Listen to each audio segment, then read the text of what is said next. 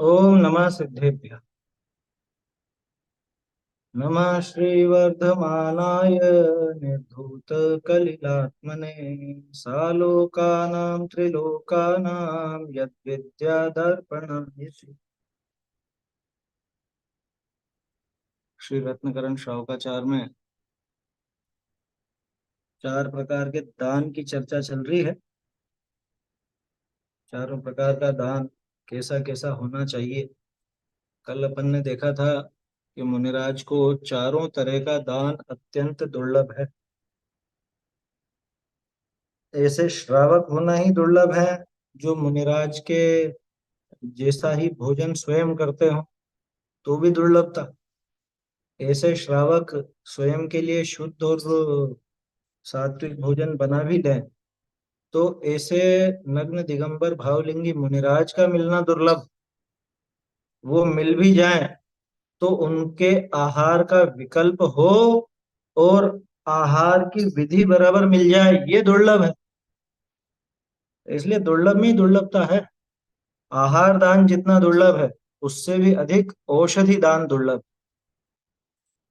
औषधि दान, क्योंकि सामने वाले जो मुनिराज हैं, मुनिराज को क्या कष्ट है, क्या तकलीफ है, पहले तो श्रावक को ये समझ में आवे।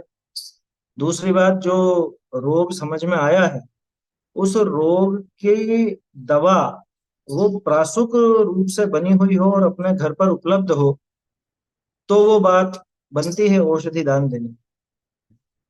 मुनिराज के लिए तो, बाकी सामान्य दूसरे जो श्रावक हैं या और हैं, उनमें दुर्लभता इतनी नहीं है। फिर भी ये समझना चाहिए कि वास्तव में अत्यंत दुर्लभ। ऐसे ही शास्त्र दान, शास्त्र दान में इतनी दुर्लभता नहीं है। अच्छा, इसमें भी ये दुर्लभता है कि मुनिराज को कौन सा शास्त्र पढ़ने का भाव है ना। और हमारे पास वो शास्त्र उपलब्ध है या नहीं। क्योंकि मुनिराज के लायक, उनके अभ्यास के लायक, अध्ययन के लायक वो ग्रंथ हमारे पास उपलब्ध हो तो वो दिया जाए।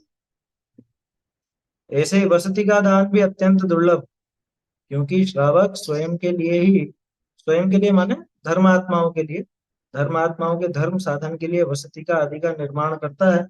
वो भी नगर से बाहर करता है, व्यर्थ के कोलाहल से दूर रहें, ऐसा करता है। अब उसमें मुनिराज का आ जाना, रुक जाना, ये भी दुर्लभ है। क्यों? क्योंकि मुनिराज तो अनियत विहारी होते हैं ना, एक स्थान पर रहते नहीं, तो कैसे वो वहां पर टिके। तो ऐसी अत्यंत दुर्लभता थी। अब आगे वस्तिका कैसी होनी चाहिए और उत्तम पात्र की दुर्लभता, ये अपन देखते हैं। पहले श्लोक पढ़ लेते हैं अपन। नव पुण्य प्रतिपत्ति सप्त गुण समाहितेन शुद्धेन अपसूनारंभाणामार्याणामिष्यते दानम् गृहकर्मणापि निचितं कर्म विमाष्टि खलु गृह विमुक्तानाम् अतिथीनां प्रतिपूजा बुद्धिर्मलं धावते वारी उच्चैः प्रणतेर्भोगो दानादुपासनात् पूजा भक्ते सुंदर रूपं स्तवनात् कीर्तिस्तपो निधिषु क्षितिगतमिव वटबीजम् पात्रगतं दानमल्पमपि काले फलतिच्छाया विभवम् बहुफलनिष्ठं शरीरकृताम् आहारौषधयोराप्युपकरणावासयोश्च दानेन वैयावृत्यं ब्रुवते चतुरात्मत्वेन चतुरस्रा।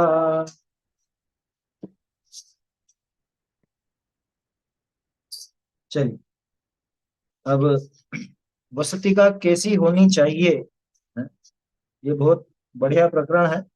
इसको नहीं पढ़ा था ना अपन ने, इसको पढ़ लेते हैं।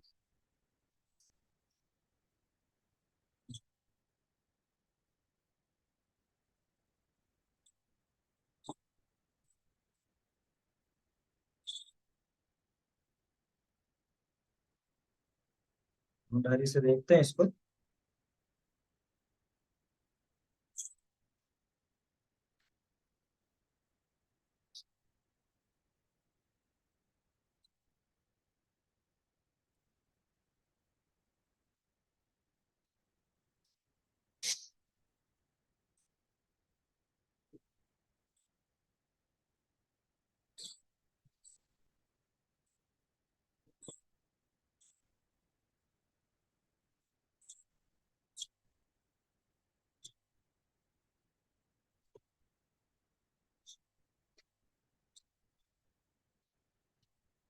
अपूर्व जी स्क्रीन पर चला ना इसमें।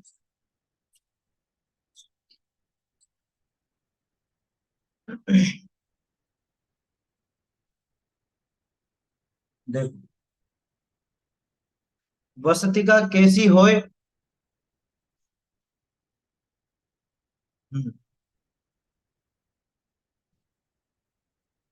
हाँ, वसतिका कैसी होए, आपके निमित्त करी नहीं होए, आपके निमित्त भुआरी नहीं होए।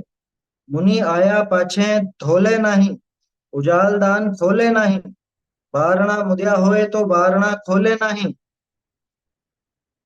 अ, भाड़ो देर ल्यावे नहीं, बदले अपनी वस्तिका दे पर की लेवे नहीं। याचना करी लीनी नहीं, राजा का भय दिखाए लीनी नहीं होए।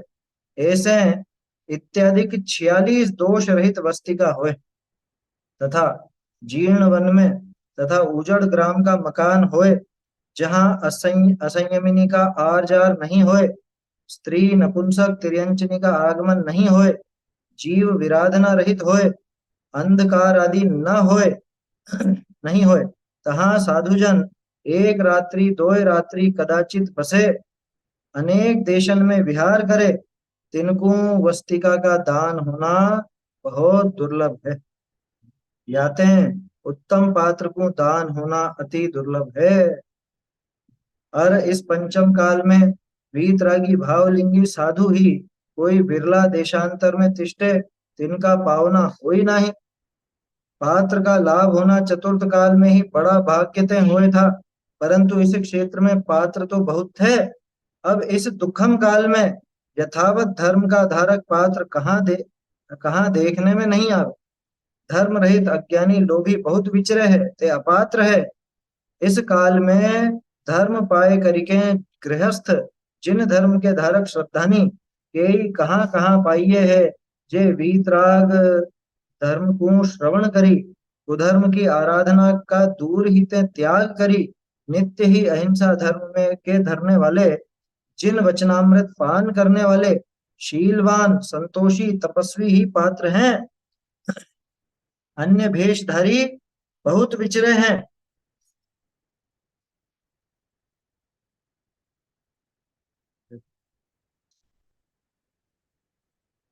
जिनके पैराग्राफ और पढ़ लेते हैं। जिनके मुनि श्रावक का धर्म को सम्यक दर्शन आदि को ज्ञान ही नहीं, ते कैसे पात्र बनो पावे। मिथ्या दर्शन के भावनी करी, आत्मज्ञान रहित लोभी भय जगत में धनादिक निका, तथा मिष्ट आहार दान के इच्छुक भय बहुत विचरे, ते अपात्र हैं। ताते पात्र दान होना अति दुर्लभ है। यहाँ ऐसा विशेष जानना, यहाँ ऐसा विशेष जानना, जो इस कली काल में भावलिंगी मुनीश्वर तथा अर्जिका तथा क्षुल्लक का समागम तो है ही नहीं, और जो कदाचित चिंतामणि रत्न की ज्यों किसी महाभाग्य पुरुष को उनका दान का समागम मिले, तो आध सेर अन्न का भोजन मात्र उनके अर्थी देने में आवे। और जो क्षुल्लक और अर्जिका का कदाचित वस्त्र जीर्ण हो गया हो, तो अर्जिका तो एक श्वेत वस्त्र ही ग्रहण करी, पुराणों वस्त्र वहां ही छाड़ ही जाए। और क्षुल्लक एक कोपीन एक श्वेत वोछा वस्त्र जाते हैं समस्त अंग ही नहीं ढके, ऐसा थोड़ा मोल का ग्रहण करी, पुराना वस्त्र वहां ही छाड़ ही जाए। अन्य तिल तुष मात्र हु ग्रहण करे नहीं, ऐसे पात्रनी के दान में तो कुछ द्रव्य का खर्च नहीं। बिना न्योत्या बिना बुलाया कदाचित अचानक आ जाए, तो गृहस्थ अपने निमित्त किया लूक्ष सचिक्कण भोजन तिसमें ते दान करिए है, दान का विभाग करिए, दान का विभाग करिए।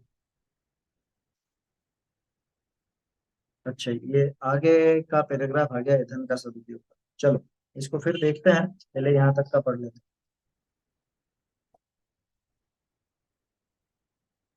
क्या कह रहे हैं, वस्तिका कैसी होनी चाहिए। कल अपन ने बात देखी थी कि किसी कारण से जैन दिगंबर साधु, मतलब अन्य किसी कारण से भी रुकता नहीं है। समाधि मरण वगैरह का प्रसंग देखा, एक दो रात्रि का प्रसंग देखा, इसके अलावा रुकना उनका होता नहीं। अब वस्तिका कैसी होनी चाहिए। साधु के निमित्त से नहीं बनवाई गई। देखो गजब की बात है, चारों तरह के दान में ये बात लगती। आहार में भी ये बात लगी थी कि उनके निमित्त से नहीं बनाया हुआ। औषधि में भी देखा अपन ने कि स्वयं के लिए बनाई हुई प्रासुक औषधि, है ना। शास्त्र में, शास्त्र भी कोई मुनिराज के लिए नहीं होता, वो श्रावक के खुद के पढ़ने के लिए होता। मुनिराज तो उसको पढ़ने की दृष्टि से कभी ले लेते हैं और पढ़ करके फिर वापस दे देते हैं, वहीं छोड़ जाते हैं, है ना। तो उनके निमित्त से बनाया नहीं होता शास्त्र। क्योंकि देखो, शास्त्र के छपाने में भी ऐसा तो ही आरंभिक कार्य तो है, हालांकि वो शुभ है, शुभ भाव है, पुण्य का काम है, लेकिन आरंभिक क्रिया तो है ना उस। तो मुनिराज के तो सारे ही आरंभिक क्रिया का निषेध। रही बात वस्तिका की, तो वस्तिका में भी ये बात आ रही कि साधु के निमित्त से नहीं बनवाई गई। तो प्रश्न खड़ा होता है, फिर वस्तिका किसके निमित्त से बनाई जाती है? कि वस्तिका सामान्य लोगों के, श्रावकों के धर्म साधन के लिए नगर के कोलाहल से दूर बनाई जाती थी। और किन्हीं साधु का वहां समागम हो जाए, बहुत अच्छी बात है ना। श्रावक का उद्देश्य अकेले मुनिराज के लिए नहीं होता था, ये ध्यान रखना। अकेले मुनिराज के दृष्टिकोण से बनाए तो वहां थोड़ी गड़बड़ होती। और पर्टिकुलर किसी व्यक्तिगत, किसी खास मुनिराज के लिए ही बनाए कि हमने तो उन्हीं के लिए बनाई है, ये उन्हीं की कुटिया है, उन्हीं का मठ है, उन्हीं का स्थान है, तब तो बहुत बड़ी भारी गड़बड़ है, बहुत पाप है। समझ में ही बात। तो वस्तिका कैसी होनी चाहिए जिसका दान दिया जा रहा है? कि साधु के निमित्त से नहीं बनवाई गई, उनके निमित्त बुहारी नहीं हो। हम्म? अरे अरे महाराज, अरे चलो जल्दी से झाड़ू बुहारा निकालो। किसके लिए निकाला? उनके लिए निकाला। उनके लिए अगर निकाला तो समझना उनके निमित्त से पाप। वो खुद की दृष्टि से करता हो, खुद की दृष्टि से वो सारा काम हुआ हो, है ना, साफ सफाई वगैरह सब खुद के निमित्त से हुई हो, मुनिराज के आ जाने के बाद धोना नहीं चाहिए। अभी चातुर्मास लगेगा, तब फिर ये पद्धतियां दिखेंगी। अरे वो आएंगे, साफ सफाई करवाओ, धुलवाओ, और ये करवाओ, वो करवाओ, धर्मशाला पूरी धुलेगी। और अब तो लोग बाग इतने ढीठ हो गए हैं, बिना छना पानी, बिना छने पानी से वो नल में पाइप लगा देंगे और पाइप से सब जगह धोते रहेंगे। मंदिर हो, धर्मशाला हो, कोई भी स्थान हो, उसे धोने बैठ जाते। ये किसी दृष्टि से उचित नहीं है, किसी भी दृष्टि से। मुनिराज के आ जाने के बाद धोना नहीं चाहिए। तो अच्छा, पहले तो मुनिराज के लिए धोले, कि मुनिराज की दृष्टि से धोगे तो फिर उन्हीं को धो। वो तो खुद के लिए रोज ही जैसे साफ सफाई होती है, उस अनुसार वो कराया हो, या श्रावकों ने खुद के लिए किया हो। उजालदान खोलना नहीं, कि वो आएंगे तो उजालदान खोल दो। उजालदान समझते हैं? रोशनदान, जिससे रोशनी आती, रोशनदान उजालदान। तो भी जो इधर की दीवारें हैं, दूसरी दीवारें तो है ना, है? सामने दरवाजा भले नहीं हो, लेकिन दीवारें तो है, दीवारों में रोशनदान भी हो सकते हैं। तो उजालदान खोलना नहीं, कि क्यों साहब, इसमें क्या दिक्कत है? अरे वहां जरा सा भी वो जीवों को कष्ट होगा ना, इतने दिनों से बंद था, तो निश्चित रूप से मकड़ी के जाले वगैरह लग गए होंगे। और अब खोलेंगे, उनके लिए खोलेंगे तो किसको तकलीफ हुई? मतलब किसके निमित्त से वो मकड़ी के आदि को तकलीफ दी गई, छिपकलियों को तकलीफ दी गई, किसके निमित्त से? बात सुनने में अटपटी लग रही होगी, लेकिन विचार कीजिए कि वो सारी की सारी आरंभिक क्रिया जिनके निमित्त से की गई, वो उसके दोषी होते हैं। इसलिए लिखा है यहाँ पे इन्होंने, और ये अपन ने थोड़ा लिखा है, तो सदासुख जी ने लिखा। उजालदान खोलना नहीं, खिड़की बंद हो तो खोले नहीं। अरे आएंगे रहेंगे, इनको हवा की जरूरत है तो खोलो। दरवाजे नहीं होंगे, रोशनदान के दरवाजे नहीं, देखो दीवारी में तीन तरफ की दीवार तो होती है। अब तीन तरफ की दीवार में तो रोशनदान हो सकता है ना, सामने की दीवार नहीं है, दरवाजे वाली नहीं है, तो वहां नहीं होगा, लेकिन बाकी जगह तो हो सकता है। खिड़कियां तो हो सकती हैं, है ना। खिड़कियां कहाँ पे? बाकी की तीन साइड। कुल मिला के पेक नहीं होता, बस इतनी बात है। बाकी वो उनमें जो भी है, जैसी भी दीवारें हैं, वहाँ खिड़की वगैरह तो हो ही सकती। खिड़की बंद हो तो नहीं खोले। किराए पर लेना नहीं कि अरे हमारे वो आके रुकेंगे तो किराए से ले ले, में कहाँ पे ठहराया जाए। आजकल तो ऐसा बड़ा वो चलने लग गया है? क्योंकि धर्मशालाएं भी 5 स्टार बन रही हैं आजकल तो। 5 स्टार होटलों के मुकाबले धर्मशालाएं भी 5 स्टार बन रही। लोग सुविधा भोगी बहुत हो गए, और जैसे खुद सुविधा भोगी हुए, ऐसे ही सोचते हैं कि मुनिराज को भी ऐसी सुविधाओं का भोग कराया जाए। हम्म? किराए पर लेना नहीं, ये स्थान नहीं बोले हो। अरे और बताऊं? आ रहे हैं साहब, एक काम करो, स्कूल अच्छा बड़ा है, स्कूल ले लो, स्कूल किराए पर ले लो। लेते हैं कि नहीं? यहाँ कह रहे हैं किराए पर लेना नहीं, बदले में अपनी बस्ती का देकर दूसरे की लेना नहीं। अरे अपनी वाली बहुत दूर है और वहां पे ऐसा भी काम चल रहा है, ये हो रहा है, गंदगी है, इनकी बस्ती का ज्यादा अच्छी है, इनका ये इनकी धर्मशाला अच्छी है, इनका उपासना अच्छा है, ये ले लो। किराया दे करके नहीं लेना, या अपनी बस्ती का दे करके दूसरे की नहीं लेना कि भी आप हमारी वापर लो, हमें ये वाली दे दो। ऐसा काम नहीं कर, मांग कर लेना नहीं।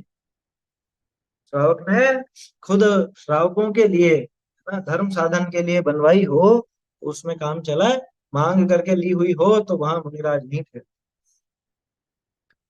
राजा का भय दिखाकर लेना नहीं, बहुत से अपने नेतागिरी में ले लेते हैं।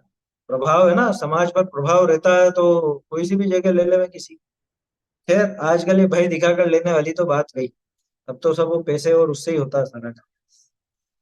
इत्यादि 46 दोष रहित वस्ती का होना चाहिए। देखो ये बात भी पहली बार ही पढ़ने में आई होगी आपको। तो 46 दोष टाल करके आहार की बात समझ में आती है, वस्तिका में भी 46 दोष टाल कर।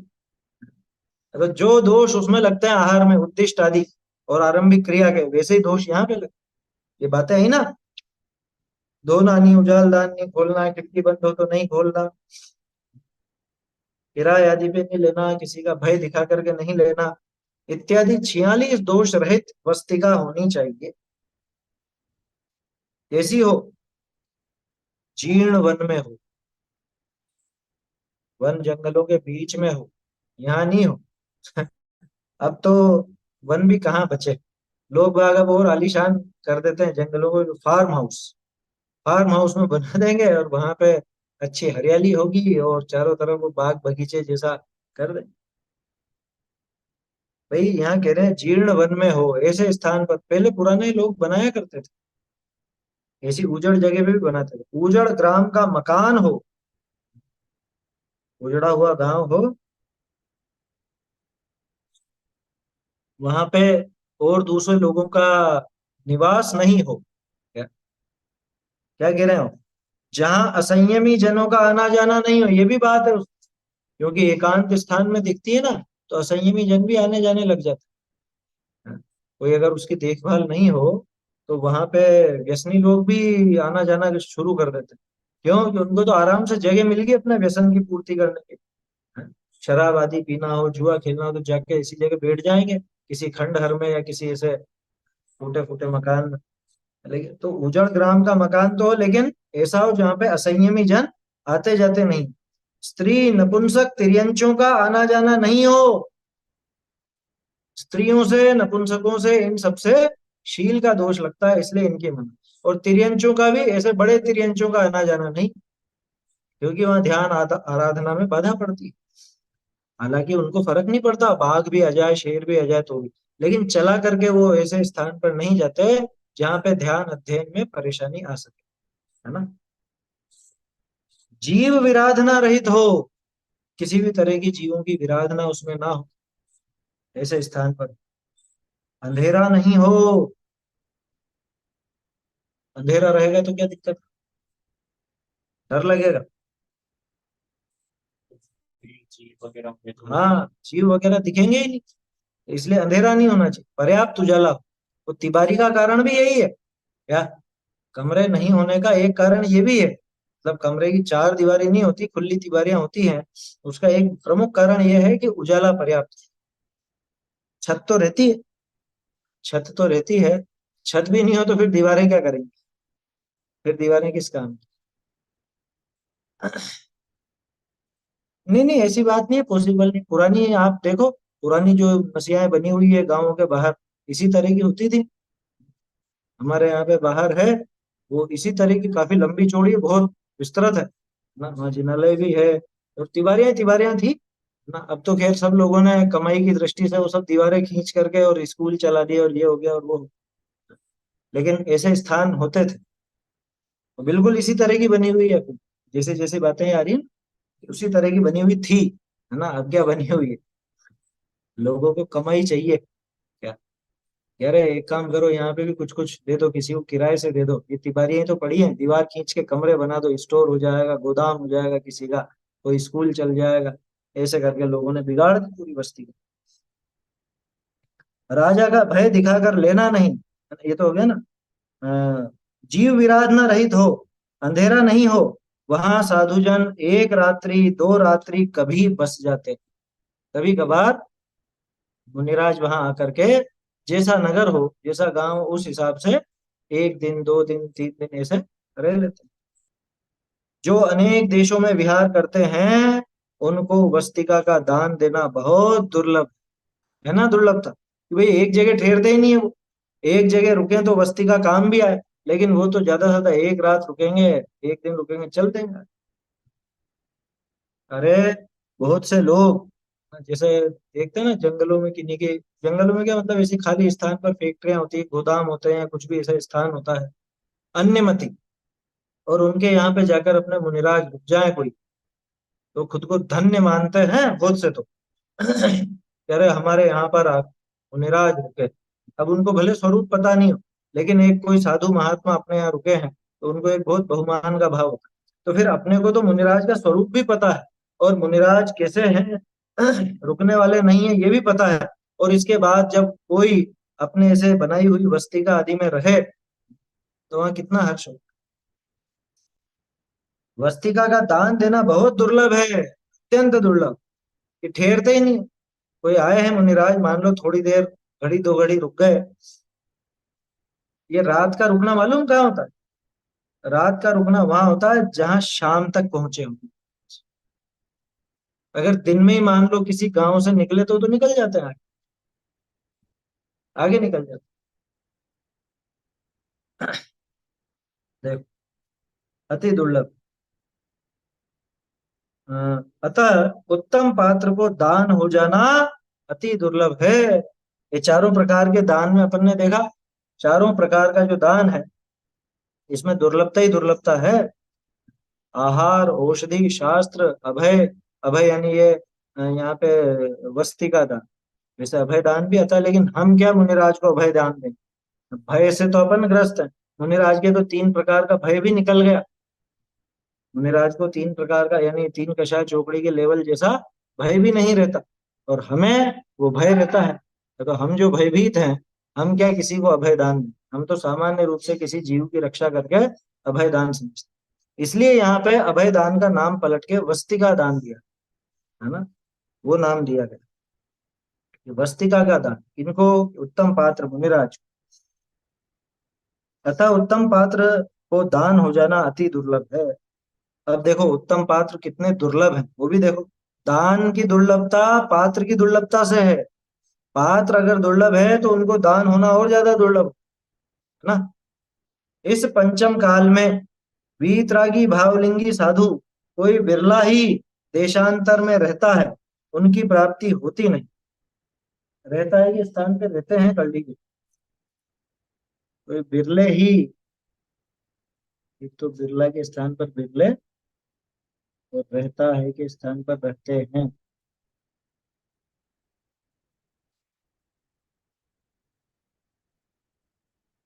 उनकी प्राप्ति होती नहीं। ये पंचम काल का ऐसा दुष्प्रभाव है कि वीतराग की भावलिंगी मुनिराज हों, वो कोई कोई बिरले ही होते हैं, और बिरले ही देशांतर में रहते हैं। अभी तत्काल अपने देश में, अपने क्षेत्र में, अपने काल में उपलब्ध नहीं होते, उनका समागम नहीं हो पाता, उनकी प्राप्ति होती नहीं। देखते तो हैं अपन, कहाँ मिलते हैं, बरसों हो जाते हैं बरसों, तो भी कोई नहीं दिखे तो नहीं। भावलिंगी मुनिराज नहीं मिल। अरे क्यों कवियों ने ऐसे भजन लिखे? ऐसे साधु सुगुरु कब मिली, कब मिली है, कब मिलेंगे ऐसे? क्यों लिखा उन्होंने? आसानी से कहाँ मिली? उनके टाइम पे भी दुर्लभ ही थे और अपने टाइम भी दुर्लभ ही, है ना।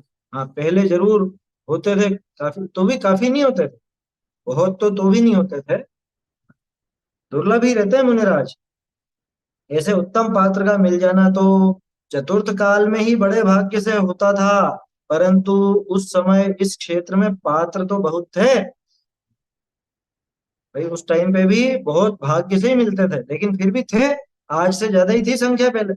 और अब इस दुखम काल में यथावत धर्म के धारक उत्तम पात्र कहीं देखने में नहीं आते, कहीं देखने में दिखाई नहीं देते कि कहाँ है सच्चे भावलिंगी मुनिराज, कहाँ है तब, जो ऐसे समझ लीजिए जिनको धर्म की रुचि बहुत होती है और जो उनको अपना आदर्श मानते हैं, ऐसे लोगों के प्रसंग आप सुनोगे, भटकते थे सच्चे मुनिराज के दर्शन।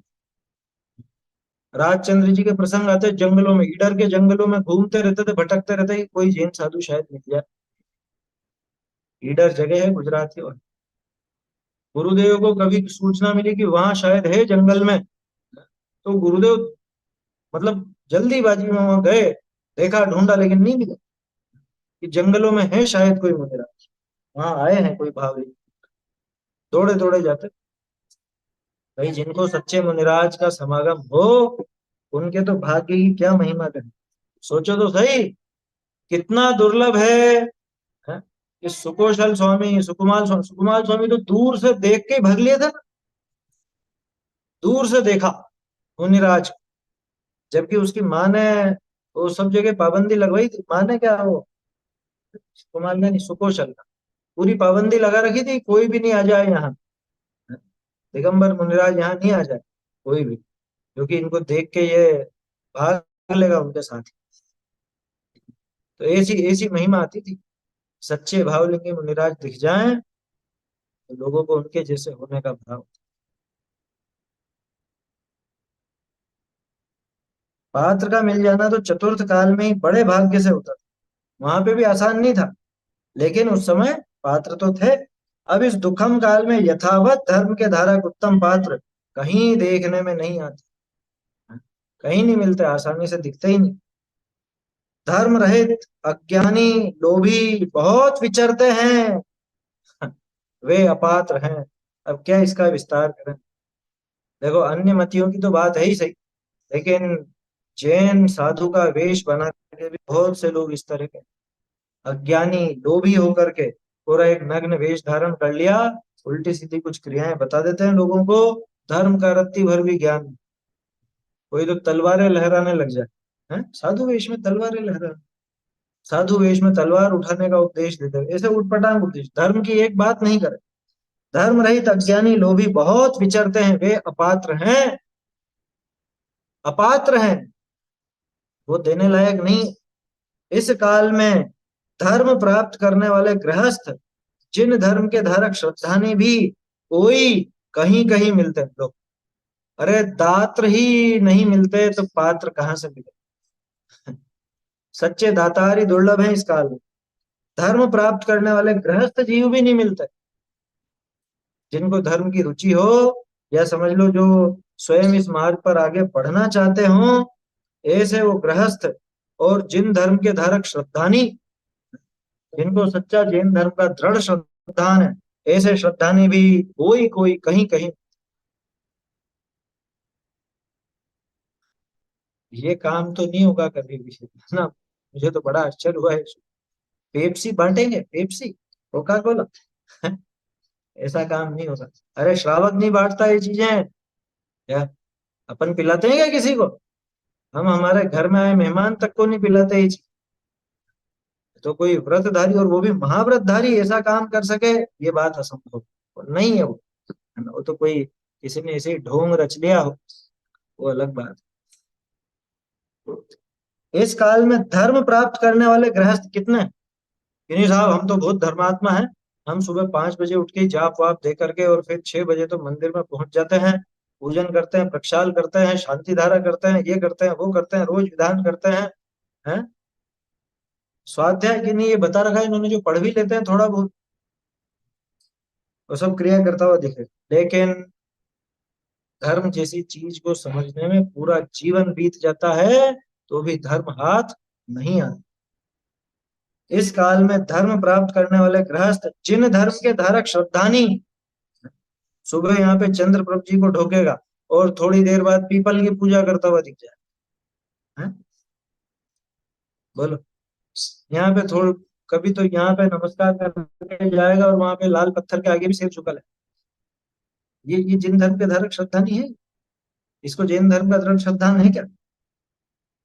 तो जिन धर्म के धारक श्रद्धा ने भी कोई कहीं कहीं मिलते हैं, कोई जीव भी मिलते हैं, ऐसे सभी जीव नहीं होते, और वो भी कहीं कहीं, हर जगह नहीं होते। हर क्षेत्र में, हर काल में, हर किसी को सच्चे मुनिराज नहीं मिलते, जैसे सच्चा धर्म भी नहीं मिलता। वीतराग धर्म को सुनकर, कुधर्म की आराधना दूर से ही छोड़कर, नित्य ही अहिंसा धर्म के धरने वाले हैं। क्या बताया? जिन्होंने वीतरागी धर्म सुना है, जिन्होंने कुधर्म की आराधना दूर से ही छोड़ी है। ये आराधना लिखा है ना, आराधना कर ले।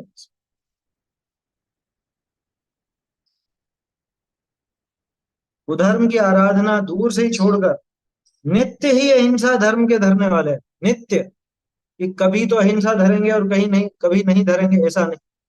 नित्य ही जिनको एकमात्र अहिंसा धर्म रुचता है, और जिन वचनामृत के पान करने वाले, जिनेन्द्र देव के वचनों का ही जो निरंतर सेवन करते हैं, उन्हीं की चर्चा करते हैं, उन्हीं की बात करते हैं, उन्हीं का उपदेश देते हैं, और खुद भी उन्हीं का अभ्यास करते हैं। ऐसे शीलवान, संतोषी, तपस्वी हैं, वे ही पात्र हैं। अब चाहे वो उत्तम हो, मध्यम हो, जघन्य हो, कैसे भी पात्र हो, है ना, मुनिराज हो, चाहे व्रती श्रावक हो, चाहे अव्रती सम्यक दृष्टि श्रावक हो, लेकिन कैसे होते हैं? कि वीतरागी धर्म को सुना है जिन्होंने, जिन्होंने खोटे धर्म की, कुधर्म की तो आराधना दूर से ही छोड़ दी, और नित्य ही अहिंसा धर्म के धरने वाले हैं, जिनको अहिंसा बहुत रुचती है, जिन वचनामृत का पान करने वाले हैं नित्य। कौन? चाहे उत्तम पात्र हो, चाहे जघन्य पात्र, श्रावक हो वो भी करेगा, और मुनिराज हैं वो भी करेंगे। और कैसे हैं? शीलवान, संतोषी हैं, तपस्वी हैं। श्रावक भी तपस्वी, हाँ श्रावक भी तप करता है अपने अनुसार। वे ही पात्र हैं, अन्य भेषधारी तो बहुत विचर रहे हैं, है ना, उनकी तो बात ही क्या करनी। वो भेषधारी कोई पात्र तो है नहीं। जिनको मुनि श्रावक के धर्म का, सच्चे सम्यक दर्शन आदि का ज्ञान ही नहीं है, वे कैसे पात्रपना प्राप्त कर सकते हैं? जिनसे तत्व की बात पूछी जाए तो बिल्कुल सिफर या कुछ नहीं आता। तत्व की बात मालूम नहीं, वस्तु व्यवस्था क्या है मालूम नहीं, है? और उल्टी सीधी बातें या उल्टे सीधे काम करवा लेते हैं बस, कि तुम इतना पानी ढोलो, तुमको इतना फल लगेगा, तुम ऐसी क्रिया करना, तुम ऐसा विधान करना, बस इसमें ही लगे रहते। तो जिनको मुनि श्रावक के धर्म का, सच्चे सम्यक दर्शन आदि का ज्ञान ही नहीं है, मुनि श्रावक के धर्म का भी जिनको पता नहीं, सच्चे सम्यक दर्शन आदि का भी, सम्यक दर्शन कैसा होता है ये भी जिसको पता नहीं, सम्यक दर्शन की विधि क्या है ये जिन्हें पता नहीं, वे कैसे पात्रपना प्राप्त कर सकते हैं? उन्हें पात्रपना कैसे मिलेगा? तो क्या वो पात्र कहलाने लायक है? वो पात्र नहीं कहलाए। अरे जिसको जैन दर्शन की एबीसीडी नहीं पता, वो काय का पात्र? देखो, हमारे यहाँ तो पात्रपना सम्यक दर्शन से था मुख्य रूप से। सम्यक दर्शन, सम्यक ज्ञान, सम्यक चारित्र का धारक हो, वो हमारे यहाँ पे पात्र है। अब जिसे सम्यक दर्शन कैसे होता है, सम्यक दर्शन का विषय क्या है, यही पता नहीं, सम्यक दर्शन का जिसके ठिकाना नहीं, वो कैसा पात्र, कैसे पात्रपना प्राप्त कर सकते? मिथ्या दर्शन के भावों सहित, आत्मज्ञान रहित, लोभी बनकर, जगत में धन आदि के तथा मिष्ट आहार के इच्छुक होकर बहुत घूम रहे हैं, वे सब अपात्र हैं। क्या कहा?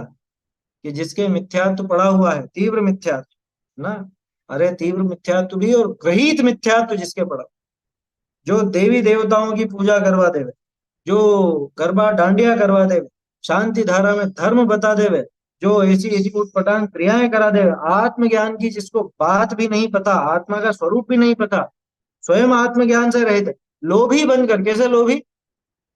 यहाँ इतना दान आना चाहिए, है, और अभी देखना, कितनी बार्गेनिंग होगी, चौमासा आने वाला है ना, कि कितने रुपए यहाँ के संस्था में दोगे, तुम्हारा समाज कितने रुपए दे सकता है, हमारा मठ बन रहा है, हमारी जगह तैयार हो रही है, ये क्या है?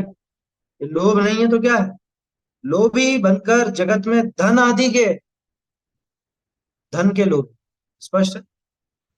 कि हमारा ये वाला आयतन बन रहा है, ये स्थान बन रहा है, ये मठ बन रहा है, ये धाम बन रहा है, इसमें आपके यहाँ से इतना दान आना चाहिए, तो हम आपके यहाँ आएंगे, नहीं तो नहीं आएंगे। ये धन का लोभ। देखो, अपन शास्त्राभ्यास करते हैं ना, उसमें ही धन के लोभ की भावना होनी ही नहीं चाहिए। तो फिर यहाँ तो साक्षात मुनि बने की बात। जगत में धन आदि के तथा मिष्ट आहार के इच्छुक। क्या कह रहे, वहां अच्छा बनता है, वहां पे लोगों का टेस्ट अच्छा है, भोजन आदि बहुत अच्छा मिलता है, तो उधर चले हैं। बोलो, ऐसा विचार हो? अरे, कोई ये कहे वहां पर जाके, अरे तुमने तो, इतने दिन हो गए तुम्हारे आए हुए, अभी तक तो दाल बाटी नहीं खिलाई किसी ने, हैं? ये क्या कहा जाएगा इसकी बुद्धि कैसी? मिष्ट आहार के इच्छुक होकर, स्वादिष्ट भोजन का इच्छुक होकर इधर उधर बहुत घूमते हैं, बहुत लोग घूमते हैं, वे सब अपात्र हैं। वो दान देने लायक नहीं है। इसलिए पात्र दान होना अति दुर्लभ ही है। आया समझ में, पात्र दान क्यों दुर्लभ है? अरे पात्र ही नहीं मिलते तो पात्रों को दान कैसे हो? पात्र ही जब दुर्लभ हैं, तो पात्रों का दान तो अपने आप में दुर्लभ होगा ही। यहाँ ऐसा विशेष जानना, प्रथम तो इस कलिकाल में भावलिंगी मुनीश्वर तथा अर्जिका व क्षुल्लक का समागम है ही नहीं। प्रथम तो ये है ही नहीं बिल्कुल भी। हमने तो सुना है 3 कम 9 करोड़ मुनिराज सदा काल रहते। अरे भाई, यहाँ पे समागम है ही नहीं का आशय ये है, बहुत दुर्लभ है, ना के बराबर है। कोई वैसे वेशधारी दिख भी जाते हैं, तो वो भावलिंग से भी विपरीतता करते हैं। यदि कदाचित चिंतामणि रत्न के समान किसी महाभाग्यवान पुरुष को उन्हें दान देने का अवसर मिले, तो आधा सेर अन्न का भोजन मात्र उनके लिए देना चाहिए। देना चाहिए नहीं है वहां।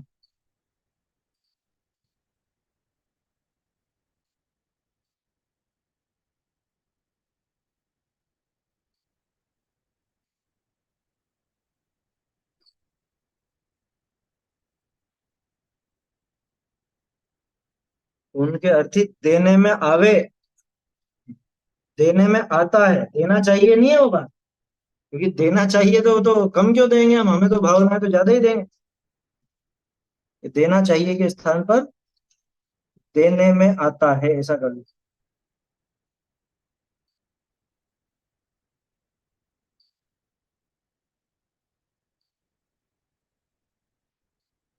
भाई कितना दोगे? आपकी तो भावना खूब ही है देने की, लेकिन सामने वाला लेने को तैयार भी तो होना चाहिए। ये भी बहुत लिख दिया, आधा शेर। आधा शेर कितना, लगभग लगभग 450 ग्राम है। 450 पौने 5 कितना होता है एक शेर? तो आधा शेर तो आधा किलो भी नहीं है। और आधा किलो भी नहीं लेते मैंने, राजस्थान थोड़े लेते, आधा किलो किसको बोलते हैं? देखो क्या कहा, यदि कदाचित चिंतामणि रत्न के समान किसी महाभाग्यवान पुरुष को उन्हें दान देने का अवसर मिले, तो भी कितना दे पाता है? आधा सेर अन्न का भोजन मात्र उनके लिए देने में आता। कितना सा देने में आता है? तो बहुत हमारे पास, और देना भी चाहते हैं, लेकिन वो लेते ही नहीं, वो इनकार कर। यदि क्षुल्लक या अर्जिका के वस्त्र कभी जीर्ण हो जाएं, तो अर्जिका तो एक सफेद वस्त्र ही ग्रहण करके पुराना वस्त्र वहीं छोड़ जाए, तथा क्षुल्लक एक लंगोटी, एक सफेद ओछा वस्त्र, ओछा मतलब छोटा, छोटा वस्त्र जिससे संपूर्ण शरीर नहीं ढक सके। क्षुल्लकों के लिए आता खंड वस्त्र। खंड वस्त्र कहा जाता है उसे। खंड वस्त्र माने सिर ढके तो पैर उगड़े, और पैर ढके तो सिर उगड़े, ऐसा। माने पूरा बदन जिससे नहीं ढकता, ऐसा है ना। एक लंगोटी एक सफेद ओछा वस्त्र जिससे संपूर्ण शरीर नहीं ढक सके, ऐसा थोड़े मोल का लेकर पुराना वस्त्र वहां ही छोड़ जाए। अन्य तिल तुष मात्र भी ग्रहण नहीं करते। अब बोलो कितना रुपया लगता है इसमें? उत्तम पात्र के दान में कितना रुपया लगता है? वो साहब, उनके तो 5 लाख रुपए लगते हैं एक बार के आहार के। उनके तो 2 लाख लगते हैं एक बार के आहार। ये वो नहीं होता भैया, हमारे मुनियों के आहार में, उत्तम पात्रों के आहार में, आहार छोड़ो, चारों ही प्रकार के दान में कोई खर्चा नहीं। क्यों नहीं है? कि भोजन खुद के लिए बनाता है, उसमें से देता है। अब वो रही बात वो वस्त्र की, तो वस्त्र कितना है वो भी, तो सफेद वस्त्र ग्रहण करते हैं वो भी जरा सा। हाँ, ये उत्कृष्टता वाली बात है, 3 कम 9 करोड़ मुनिराज ही हमेशा इतने ही रहे, ये भी नहीं। और इसमें एक और चीज है, इसमें अरहंत आदि भी शामिल है। हाँ, 3 कम 9 करोड़ में अरहंत आदि सब शामिल है, पूरे 14 गुण स्थान में जितने होते हैं वो सब है उसमें। देखो क्या करें, कभी मिल भी जाए तो वो लेते कितने हैं बेचारे, हैं? भोजन लेंगे तो आधा शेर भी नहीं लेंगे। दवाई के लिए वो खुद बोलेंगे नहीं, आपका मन हो तो दे देना, वो भी प्राशु औषधि घर की बनी हुई रहती है, बाहर का अलग से कोई विशेष खर्चा उसका है नहीं। रही बात वस्त्रों की, तो वो जीर्ण हो जाए तो, ऐसा नहीं कि अभी तो अच्छी भली और बदलना चाहे, ऐसा नहीं। जीर्ण हो जाए तो वो आर्यिका माता जी हो तो वो सफेद वस्त्र धारण करके और पुराना वस्त्र वहीं छोड़ जाती हैं। और क्षुल्लक हो तो एक लंगोटी और एक सफेद ओछा वस्त्र, जिससे संपूर्ण शरीर नहीं ढक सकता, ऐसा थोड़े मोल का। लंगोटी में कितना लगे, है? ये खंड वस्त्र में कितना लगे, थोड़े मोल का। वहीं पे बाकी छोड़ जाते हैं पुराना वस्त्र। अन्य कुछ भी वस्तु वो लेते नहीं है। ऐसे सुपात्रों को दान देने में कुछ भी धन खर्च नहीं। बोलो। आर्यिका और क्षुल्लक जी जो मतलब जो वस्त्र धारण करते हैं, तो वो उसको जैसे जो साड़ी पहनते हैं वो तो उसको धोना भी पड़ता होगा ना। हाँ, तो फिर वो काई से कैसे क्या धोते करते हो, वो पानी से ही? एकांत स्थान में, हाँ पानी से ही धोते हैं, और क्या साबुन वाबुन से नहीं धोते, पानी से ही होता है उनका काम। ऐसा है। बोलिए।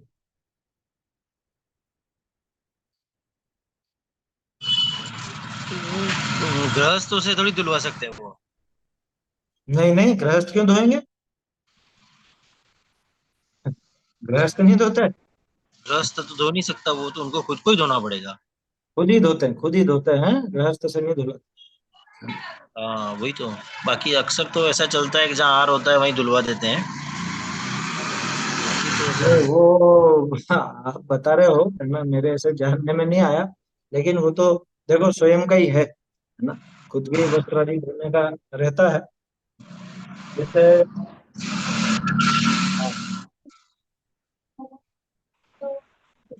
वो आजीविकाओं की बात अलग है और ब्रह्मचारिणी दीदियों की बात अलग है, वो तो घरों पे रहती है या खुद के ही अलग स्थान पर रहती है, तो वहां पर आदि का चेलक आदि गांव में नगर के समीप रहते हैं क्या? हाँ, वो भी नगर के समीप आदि रहते हैं, नगर में भी रहने का आता है। वस्त्र आदि धोने की व्यवस्था कैसे होती है? जैसे जंगलों में या इनमें हो तो झरने नदी आदि के किनारे या जहाँ पे ठहरे हैं वहां पर ही होती है। और वस्त्र कोई रोज रोज तो धुलते हैं नहीं, रोज कोई धोएंगे ऐसा नहीं, क्योंकि स्नान का उनके भी नहीं आया समझ में। वो तो कोई ऐसा कारण फंस जाए, मतलब बहुत गंदा हो गया हो या कुछ ऐसा हो गया हो जिसमें जीव पड़ने की आशंका हो, तो वस्त्र आदि धोने का वहां पर, है ना, बाकी नहीं होता इसमें। देखो, वस्त्र धोने के संबंध में एक प्रसंग आता है, वो रुद्र आदि की उत्पत्ति का जो प्रसंग है ना, वो माता जी के, आर्यिका माता जी के वस्त्र आदि धोने के संबंध में ही आता है। वहां एकांत में झरने आदि में वो वस्त्र आदि धो रही थी। अब अलग से धोते हैं तो कोई दूसरा वस्त्र तो होता नहीं उस समय, है ना।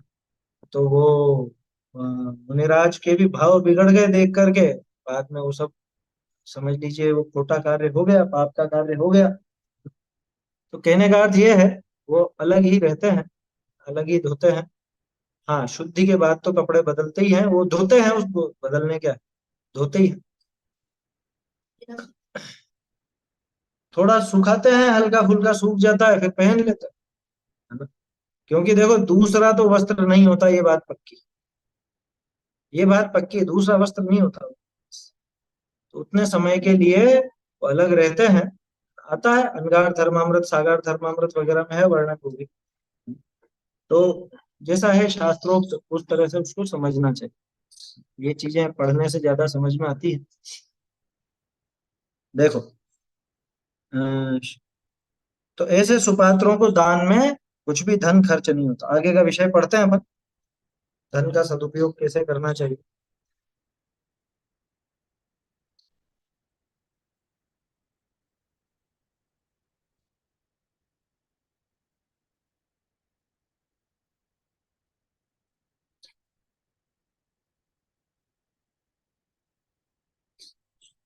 ऐसे पात्रनी के दान में तो कुछ द्रव्य का खर्च नहीं, बिना न्योत्या बिना बुलाया कदाचित अचानक आ जाए तो गृहस्थ अपने निमित्त किया लूक्ष सचिक्कण भोजन तिसमें ते दान दान का विभाग करिए है।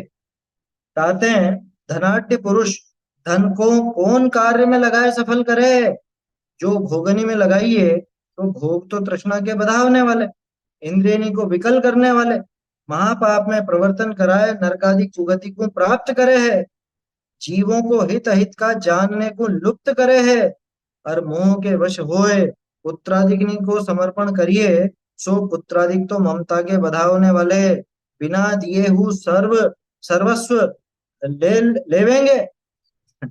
पापाचार करी दुर्ध्यान ते संपदा में ममता धारण करी, धर्म का विध्वंस करी संपदा बधाई, ताका अर्ध विभाग तो धर्म के अर्थ दया के पात्रनी में दान करी अपना हित करो, संपदा छाड़ी परलोक जाओगे, तहां पुत्र पौत्रादिक को देखने कैसे आओगे, कुटुंब का संबंध तो तुम्हारा ये चामड़ामय मुख नासिका नेत्र आदित्य है, सो इनकी भस्म हो जासी तथा मृत्तिका में मिल जासी, कुटुंब तुमको अन्य पर्याय में देखने आवे नहीं।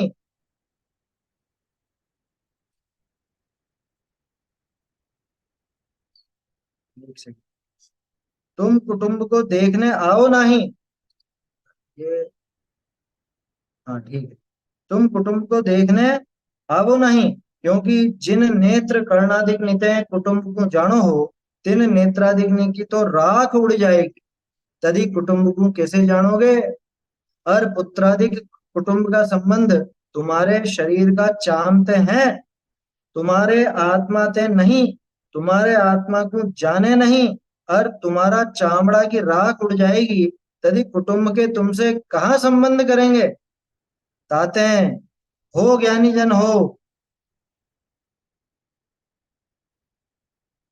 चलो ये पढ़ देता हूँ ये पैराग्राफ, फिर बात करते हैं। ताते हैं भो ज्ञानी जन हो, जीवन अल्प है, पुत्रादिग्नि का संबंध हो अल्पकाल है, को संसार में शरण नहीं है, एक धर्म ही शरण है, और यो धन है सोहु तुम्हारा नहीं है, वो पुण्य का प्रभाव करी दोए दिन इसका स्वामीपना अंगीकार करी छाड़ी मर जाओगे, ये धन लार नहीं जाएगा नहीं, पुत्र का ममत्व ते महादुराचार करी धन संचय करो हो। सो धन का ममत्व और पुत्रादिग्नि के ममत्व ते संसार में आपा भूली नरक जाए पहुंचोगे, और अनेक पर्यायनी में दीन दरिद्री भय विचरोगे। यहीं तक देखते हैं, देखो क्या कहा, धन का सदुपयोग कर, ऐसे सुपात्रों को दान देने में कुछ भी धन खर्च नहीं है ना, देख लिया ना अपन ने कहाँ ज्यादा खर्च हो रहा है, खुद के लिए जो बनाया है उसी में से देना है, खुद के लिए जो औषधियां हैं उसी में से देनी है ना, वस्तिका भी बनाई तो उसमें ज्यादा पैसा लगता है, लेकिन वो भी कोई मुनिराज के उद्देश्य से नहीं, वो तो सब धर्मात्मा जनों के उद्देश्य से बनाई हुई, आया समझ में। इसके अलावा वस्त्र आदि की बात हो तो वस्त्र भी कोई ऐसा महंगा नहीं, क्योंकि उनको कौन सी प्रिंटेड साड़ियां पहननी, या उनको कौन सा ऐसा वो शिफॉन की या उसकी, तो सूती सफेद साड़ी जिसमें कोई ऐसा विशेष कार्य नहीं हो ऐसे ही पहनते। और वो एलक जी भी खंड वस्त्र धारण करते हैं अल्प मोल का, बिल्कुल अल्प मोल, है ना? उनके इतना मात्र ही परिग्रह है, बाकी इसके अलावा बाकी सारा परिग्रह उनके छूटा हुआ, सब आरंभ परिग्रह छूटा हुआ, तो विशेष धन कोई खर्च नहीं होता उसमें, बिना न्योता बिना बुलाया कभी अचानक आ जाए, न्योता देते हैं क्या मुनिराज, ये तो भले दे लेकिन मुनिराज न्योते पर नहीं कि मुनिराज कल आप हमारे यहाँ पधारना है, ऐसा आते हैं क्या, तो मुनिराज को, मुनिराज हो एलक शुल्लक आदि हो आर्यिका माता जी हो, बिना न्योते बिना बुलाए कभी अचानक आ जावे, तो गृहस्थ अपने स्वयं के लिए बनाए हुए रूखे या चिकने भोजन में से दान का हिस्सा निकाल कर दे देता, जैसा खुद के लिए बनाया वैसा दे, अलग से नहीं बनाता। अलग से क्यों नहीं बनाता, इस पर काफी विस्तार से अपनी चर्चा हो चुकी है ना, बहुत दोषपूर्ण कार्य आरंभिक क्रिया है। हाँ अतिथि नाम इसीलिए है, श्लोक में लिखा अतिथि नाम प्रति पूजा, है ना, आया था ना, तो अतिथियों की यानी कि जो बिना बुलाए आ जाए ना, बिना न्योता दिए, आ जाए तो ये कोई बुरी नहीं है, बुरी बात नहीं है, ये तो हमारे महाभाग्य का उदय है जो हमको बिना बुलाए इनका समागम मिल गया। तो अपने भोजन में से दान का एक हिस्सा निकाल कर वो देता है। अब देखो धनवान लोग अपने धन को किस कार्य में लगाकर सफल करें। यदि भोगों में लगाते हैं तो भोग तो तृष्णा के बढ़ाने वाले। ज्यादातर लोग कैसे होते हैं, दान में एक पैसा खर्च नहीं करें और भोगों के लिए करोड़ों रुपए खर्च करें। क्या अरे हमने देखो ये आलीशान मकान बना, हम हमारी गाड़ी देखो, और हमारे घर में 5 गाड़ियां हैं। ये 5 भाई हैं जो 5 गाड़ियां हैं, सबकी अलग अलग, और सबकी एक से बढ़कर एक। कैसे कैसे विषय भोगों में खर्च करता है, व्यर्थ के दिखावे में कैसा खर्च करता है। अरे अब और ज्यादा क्या कहूं, पाप के साधनों में खर्च करता है सब। मैं 50,000 का मोबाइल ले आऊंगा, लेकिन 50 रुपए भी शास्त्र की कीमत कम करने में नहीं दूं। लोगों की ऐसी वृत्ति होती।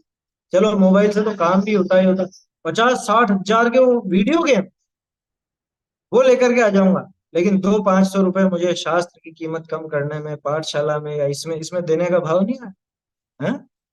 हजारों रुपए बिगाड़ करके व्यर्थ के वो फूहड़ कपड़े पहन लूंगा, लेकिन किन्हीं आर्यिका माता जी को, क्षुल्लक जी को एक सफेद सूती वस्त्र है वो देने का भाव नहीं है।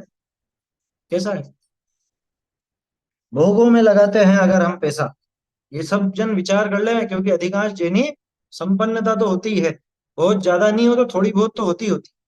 तो हमको हमारे धन का सदुपयोग कैसे करना चाहिए, ये बात है, ये पैराग्राफ काम का है। अगर भोगों में लगाएंगे तो क्या होगा, कि भोग तो तृष्णा के बढ़ाओ में, जितने जितना भोगोगे उतना उतनी तृष्णा बढ़ती जाएगी। रुकी क्या आज तक तृष्णा, मिटी क्या। तृष्णा नागिन ज्यो ज्यो डंके, जहर लहर जहर की आवे, ऐसा आता है ना। ये तृष्णा रूपी नागिन है, ये ऐसे डसती है। हम भोग भोगते हैं उस तृष्णा से पीड़ित होकर, लेकिन वो भोगों में आसक्ति घटती नहीं, और बढ़ती जाती, और भड़कती है। ये आग ऐसी है कि मतलब असल में हम घी डालने का काम कर रहे हैं, तो भड़केगी भड़केगी। ये भोग तो तृष्णा को बढ़ाने वाले हैं, इंद्रियों को विकल करने वाले हैं, बेचैन हो जाती है ना इंद्रियां। जैसे अभी आदत पड़ गई, कैसी आदत पड़ गई, एसी में रहने की आदत पड़ गई, तो वो तो जरा से बाहर निकलते ही, थोड़ी देर स्वाध्याय में बैठते ही वो तो इधर पहलू बदले उधर पहलू बदले, और बहुत परेशान हो गया हूँ, और ऐसा हो गया वैसा हो गया, कैसा लगता है उसको। ये इंद्रियों ने विकल कर दिया। इसका छोटा सा उदाहरण बताऊं, कोई महिला है ना जिसकी शादी हुई हो, ठीक है, पहले बहुत गरीब घर में हो, या जहाँ पे कोई विशेष अनुकूलता नहीं हो, और अब शादी के बाद करोड़पति के घर में आ गई। अब उसको सब अनुकूलताएं दिख गई, ठीक है ना, अब अनुकूलताओं में रहने की आदत हो गई, तो अब उसको फिर वो अपना पीहर जाना नहीं सुहाता, क्या? उसे फिर वहां नहीं सुहाता। कह रहे यहाँ पे तो एसी भी नहीं है, यहाँ पे तो वो ठंडा पानी भी नहीं है, यहाँ तो शावर भी नहीं है, और यहाँ तो वो भी नहीं, यहाँ तो गाड़ी भी नहीं है, क्या करूं यहाँ आके, मन ही नहीं लगेगा उसका वहां। होता है कई बार, कहते हैं ना अधजल गगरी छलकत जाए, वैसा हिसाब हो जाता है। और उसको पहले कभी देखा नहीं था, और यहाँ आकर के सब मिल गया, तो अब फिर उसको, ये उदाहरण क्यों दे रहा हूं मैं, इंद्रियों को भोग विकल कैसे करते हैं इसका उदाहरण। पहले भले गर्मी में बैठे रहते थे, अरे पुराने जमाने की बात देख लो ना, आप सबने अपना बचपन, जो लोग भी गांव में रहे हैं, रात को छत पे सोए कि नहीं सोए गर्मी में, रात को छतों पर सोए, अभी भी सोते होंगे बहुत से लोग। लेकिन अब इंद्रियों के विषय भोग इतने बढ़ गए, अरे वो एसी के कमरे से निकलने का मन नहीं। अब जरा सी गर्मी बर्दाश्त नहीं होती है, थोड़ा सा पसीना बर्दाश्त नहीं होता है। क्या हुआ, ये इंद्रियां विकल हो गई, किसके कारण, भोगों के कारण। पहले के लोग मीलों तक पैदल चलते थे, है ना, और अब 10 कदम भी जाना हो तो गाड़ी उठाएंगे, और अगर गाड़ी नहीं हो, खराब होगी, तो अरे अभी कैसे जाऊं बाजार, अभी तो गाड़ी खराब है, कैसे करूं ये काम। वो इंद्रियां विकल हो गई, उसकी इंद्रियों की विकलता हो गई ना भोगों से। इसको कहते हैं इंद्रियों को विकल करने वाले हैं। महापाप में प्रवर्तन कराकर नरक आदि कुगति को प्राप्त कराने वाले। क्या मिलेगा इससे, भोगों को भोग करके तो निश्चित रूप से नीचे ही जाएगा। जीव का हित अहित जानने के ज्ञान को लुप्त कर देते, अपना भला बुरा किसमें है ये ज्ञान गायब हो जाता, गाफिल हो जाता, गाफिल। या इन भोगों में ऐसा गाफिल होता है कि इसको अपना भला अपना बुरा कुछ भी ख्याल में नहीं आता। यदि मोहवश पुत्र आदि को देते हैं तो पुत्र आदि तो ममता बढ़ाने वाले। बोलो, देखो समय तो हो रहा है अपना, एक काम करेंगे, कल इस पैराग्राफ को फिर से देखेंगे अपन। मतलब धन का कहाँ पे खर्च करना, धन का उपयोग कहाँ करना। पहला पॉइंट था अपना भोगों में, तो भोग तो तृष्णा को और बढ़ाने वाले। दूसरा पॉइंट है पुत्र आदि में, तो पुत्र आदि मोह को बढ़ाने वाले, है ना। तो भोग जो है, भोग इंद्रियों को विकल करने वाले, तृष्णा को बढ़ाने वाले, पुत्र मोह को बढ़ाने वाले, तो कहाँ दिया जाए वो सब आगे आएगा, उसको कल देखेंगे।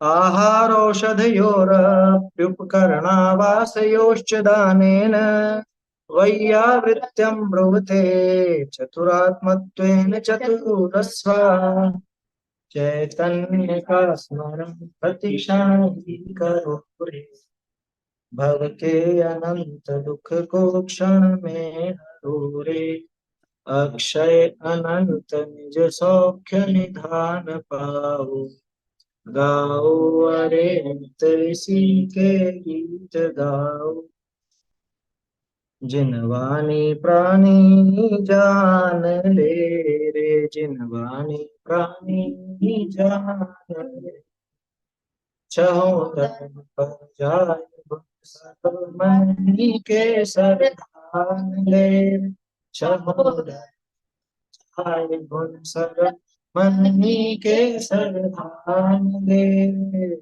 जिनवानी प्राणी जान ले देवता चे घर पूजा दान ले देवता चे घर पूजा दान प्रमाण ले जानत बखानी ओम अक्षर महान ले जानत ओम अक्षर महान ले जिनवानी प्राणी जान ले जिनवानी प्राणी जान ले।